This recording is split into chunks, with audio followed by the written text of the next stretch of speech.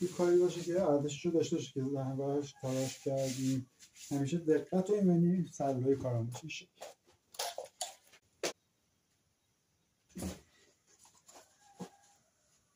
این پلیسترم که دیروز آمادش کرده بودم بچه،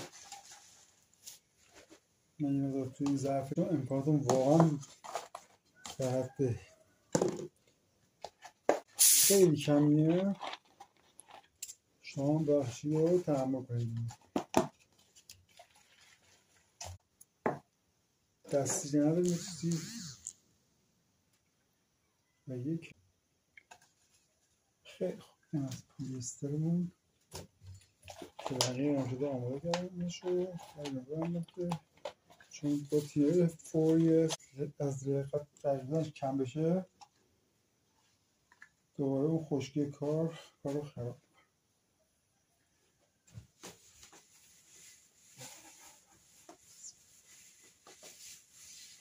من فکر کنم باید رنگ کاری سوم نباشه، ولی اگر هم انشاءالله حالا این آدم به دلمون نشست این یک بار دیگه هم کار بکنیم، هم واسه عمر چون خوبه، هم واسه عمر کارمون طولانی تر معمولی تر، دوبار کافیه، دوبار هم کافیه ولی واسه دقت بیشتری باید بکنیم. من اول دور قاب تخته رو میزنم بچه ها،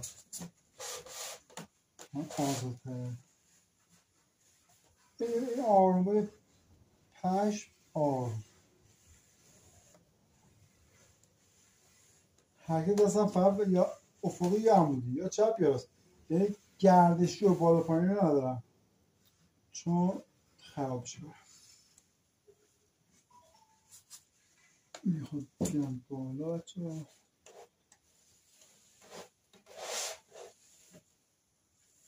چون پر کردن چوب و اینا کاری بکنم و باید تو زیر کار کنم.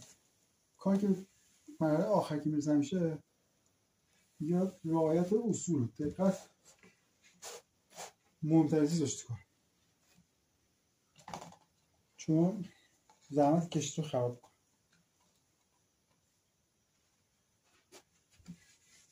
من هم زیاد حرف زدن بلد نیستم، با حرف زدن شما رو خسته نمی کنم. بعد نکته چیزایی ببینم که لازم باشه حتما بهتون میگم. شما میتونید با همین امکانات کم چنین کاری که حداقل در خور توجه و نه سادگی با ابزار ساده میشه درستش کرد. حتما نباید که امکانات خوب همیشه ابزار همیشه خوب، ولی من هدفم نیتم اینه که بگم که انسان ها همیشه توانایی انجام هر کاری رو که به مرحله سختی و غیر ممکن شدن تا حدودی میشه داره.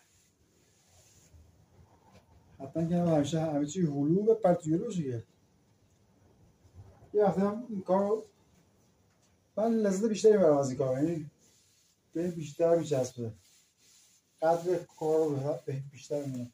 کسی که خود میخری و آماده است و باید میشه یه هنر، یه خورده خلاقیت، کاری که دستگاه میزنه دیگه درسته الان دوره تکنولوژی و علم و اینا هست، ولی به نظرم باید آدم هست طبیعت همونجور طبیعی استفاده کنه.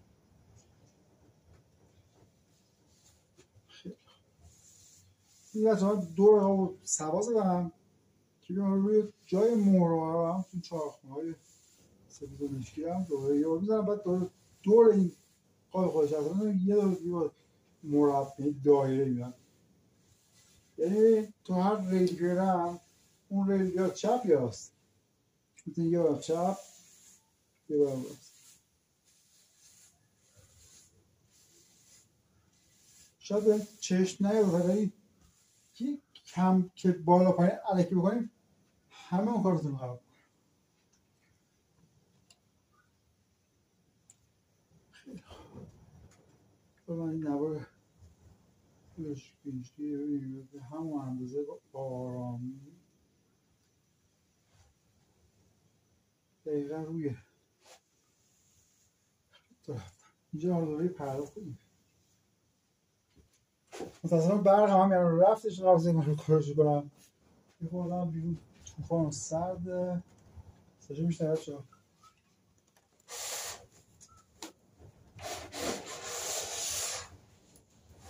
توی نور ببینمش که جایی شده. نه فکر کنم خوب باشه.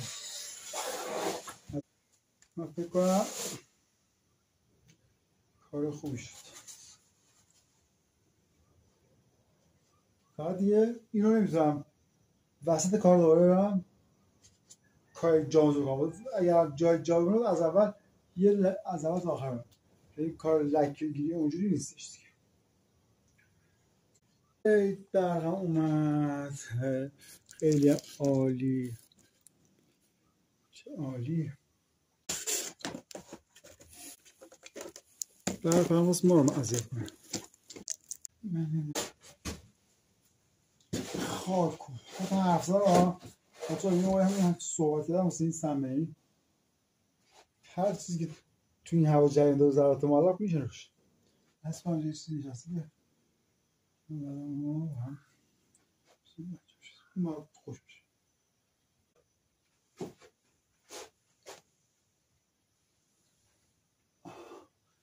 خیلی خوب میمونه تا یه نیم ساعت دیگه اینو اینجا مارتاژ کنم بریم سراغ پایاش که آماده کردم بایدم زدم چسبش رو بزنیم پیشش کنیم تموم شو فعلا